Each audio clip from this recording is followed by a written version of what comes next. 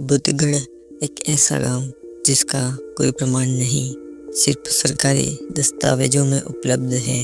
न वहाँ लाशें मिली, न गवाह, न गुनहगार, बस एक चुप्पी जो जंगलों में आज भी गूंजती है। पत्रकार साक्षी रावत ने अपनी रिकॉर्डिंग शुरू करते हुए ये वाक्य बोला।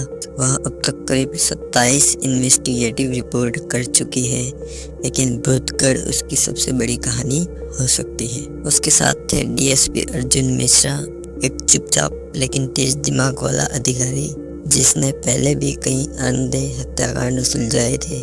उसे इस केस से एक निजी लगाव था। 15 साल पहले उसका मामा राम प्रसाद मिश्रा उसी गांव में प्रधान था और उसी घटना में लापता हुआ था। तुम जानती हो ना, ये कोई आम रिपोर्ट नहीं है, अर्जुन ने कहा। जानती हूँ, साक्षी बोली। इस बार हमें सिर्फ खबर नहीं चाहिए, हमें सच चाहिए। जंगल के बीचों बीच एक टूटी फूटी सड़क पर जीप चलती रही। मोबाइल नेटवर्क पहले ही गायब हो चुका था।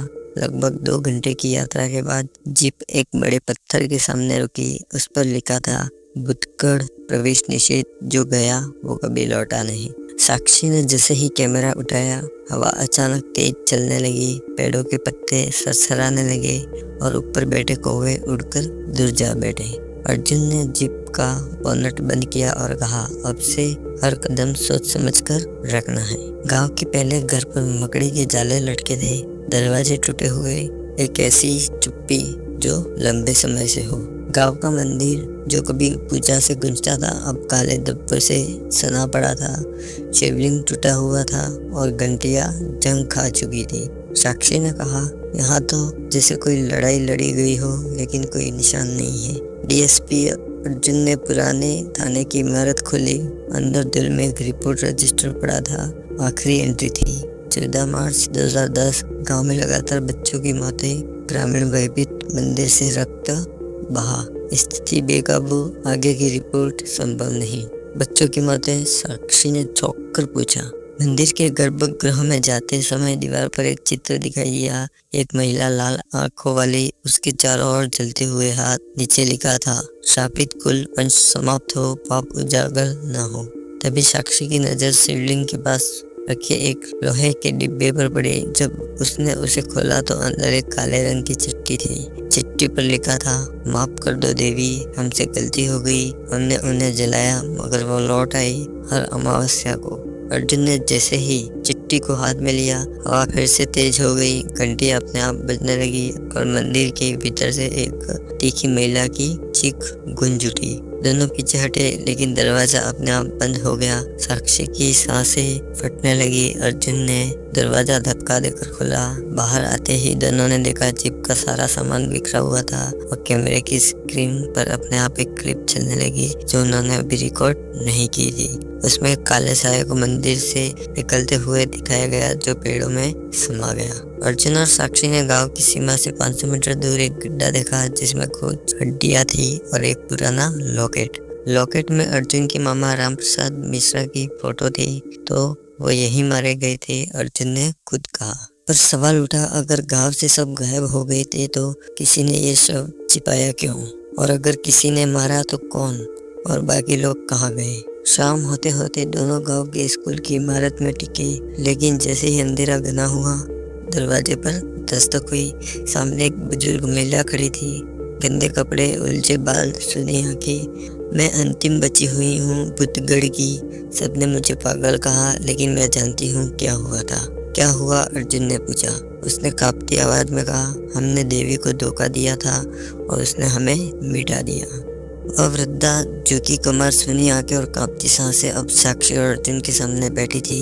मेरा नाम है ललिता, मैं इस गांव की अंतिम बची हुई आत्मा हूँ। बाकी सब तो मिटा दिए गए या मिट गए। अर्जुन ने धीमे से पूछा, क्या हुआ था 15 साल पहले? ललिता की आंखें एकदम काली हो गई, जैसे कोई पुरानी याद उनके भीतर जिंदा हो गई हो। हमने एक कन्या को देवी मानने की बोल की और फिर उसने धोखा किया। बुद्धगढ़ गांव में 15 साल पहले एक बच्ची पैदा हुई थी। नाम रखा गया था धारा। कहते हैं उसका जन्म चैत्र नवरात्र की अष्टमी को हुआ था और जन्म लेते ही मंदिर की घंटियां अपने आप बज उठी। ललिता बोली, उसके जन्म को देवी का पुनर्जन्म समझा गया। गाँव वालों ने उसकी पूछा कि उसके पाँव धोकर प्रसाद बनाया जाता, लोग बच्चों को उसका आशीर्वाद दिलवाने जाते। पर धीरे धीरे गांव की भूख बढ़ने लगी। कुछ सालों में धारा बड़ी होने लगी और उसकी आंखों में अजीब सी चमक आने लगी थी। लोग उसे सिर्फ देवी नहीं, समाधान मानने लगे। बीमारियां ठीक होने लगी, मरे जानवर जिंदा दिखे, या शायद हमारी सोच विकृत हो गई थी। साक्षी ने चौंक कर पूछा, तो फिर क्या गलत हुआ? ललिता ने कांपते हुए बताया, एक सूखा आया, कई महीने बारिश नहीं हुई, गांव की फसलें बर्बाद हो गई। तब एक पंडित आया, बाहरी उसने कहा कि धारा अब देवी नहीं, अब शकुन है। लोगों ने डर कर उस बच्ची की बलि देने का फैसला। उस रात मंदिर में धारा को बांध दिया गया। वो रोती रही, चिल्लाती रही, मैंने कुछ नहीं किया, मुझे मत मारो। लेकिन गांव वालों ने नहीं सुना। बलि पूरी नहीं हो पाई। ललिता बोली, उसके गले पर खंजर चला, लेकिन बिजली गिरी और मंदिर में आग लग गई। बहुत लोग उसी रात मारे गए और धारा वो गायब हो गए। लेकिन उसके बाद एक एक कर सब गायब होने लगे। पहले मवेशी, फिर बच्चे, फिर औरतें, फिर पुरुष। अर्जुन ने पूछा, पर आपकी जान कैसे बची? ललिता ने फटी आंखों से कहा, मैं भाग गई थी और शायद इसीलिए देवी ने मुझे छोड़ दिया ताकि मैं बाकी को आने से रोक सकूं। तभी बाहर जोर की आंधी चली और मंदिर की घंटियां बजने लगी। वो जानती थी कि तुम आए हो। ललिता ने कहा, अब देर नहीं, वो जाग चुकी है। अगले दिन अर्जुन और साक्षी गांव के पुराने स्कूल में पहुंचे।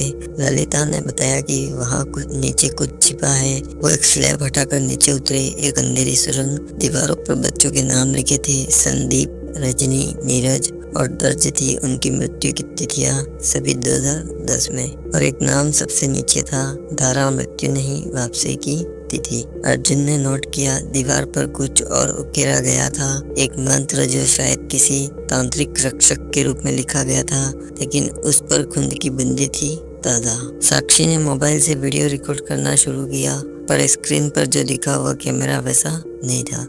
उसकी स्क्रीन पर था एक बच्ची सफेद कपड़े में जो हाथ फैलाए खड़ी थी। उसकी आंखें लाल और होठ सिले हुए। साक्षी चिल्लाई, वो यही है। अर्जुन ने कैमरा चिनकर देखा, कुछ नहीं। पर तभी पीछे से ठंडी सांस से कुछ चले और एक फुसफुसाहट आई, तुम भी मुझे मारोगे क्या?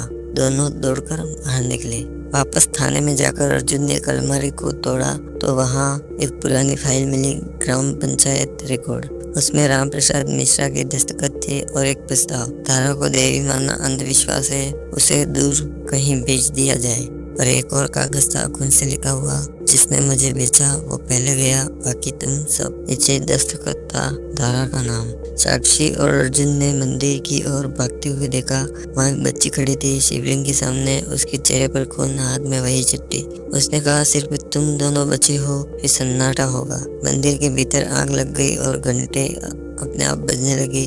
अर्जुन ने चीखा, हमें माफ कर दो। बच्ची ने सिर्फ मुस्कुराया और गायब हो गई। सुबह होते ही दोनों भागने लगे। जीप में बैठकर गांव की सीमा तक पहुंचे, पर गांव की पत्थर की सीमा पर अब नया लेख था, साक्षी, अर्जुन, तारीख आज। हमारा नाम इस पत्थर पर पहले से कैसे? साक्षी कांपी, क्या हम कभी लौट नहीं पाएंगे? साक्षी और अर्जुन जीप के सामने खड़े होकर पत्थर को देख रहे थे जहाँ उनके नाम खुदे हुए थे। हमारी मौत की भविष्यवाणी है ये, साक्षी ने डर कर कहा, या कोई चेतावनी? इंजन पूरी तरह सही था, पर जैसे किसी अंधेरी शक्ति ने गांव से बाहर निकलने पर पाबंदी लगा दी हो। रात को गांव का तापमान अचानक गिर गया। चारों तरफ कुहासा, सन्नाटा और फिर वही आवाज, तुम भी मुझे छोड़ दोगे क्या? साक्षी ने पेट के नीचे धारा को खड़ा देखा। उसका चेहरा अब भी विकृत हो चुका था, आंखों में अंधकार, होठ सिले हुए और गर्दन पर खून की मोटी लगी। उसने धीरे धीरे हाथ बढ़ाया और कहा, मुझे न्याय चाहिए, हम न्याय दिलवाएंगे।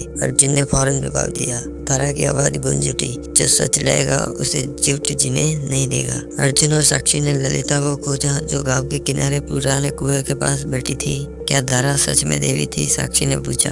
ललिता रो पड़ी, वो देवी नहीं थी, वो सिर्फ एक बच्ची थी, निर्दोष, मगर हमारे पापों ने उसे राक्षसी बना दिया। हमने अंधविश्वास में उसे दानव बना डाला और अब वह हमें मिटा रही है एक एक करके। साक्षी ने पूछा, इससे कैसे बचा जाए? न्याय से। उसे सच्चा सम्मान दो, उनकी यादों को मिटाओ मत, उसे माफी नहीं, सच्चाई चाहिए। अर्जुन और साक्षी मंदिर में गए, जहां अब तक एक जलता दीपक अपने आप बुझकर जल रहा था। उन्होंने शिवलिंग के पास वो पुरानी रक्त रंजित चिट्ठी फिर से रखी और साथ में एक नया पात्र।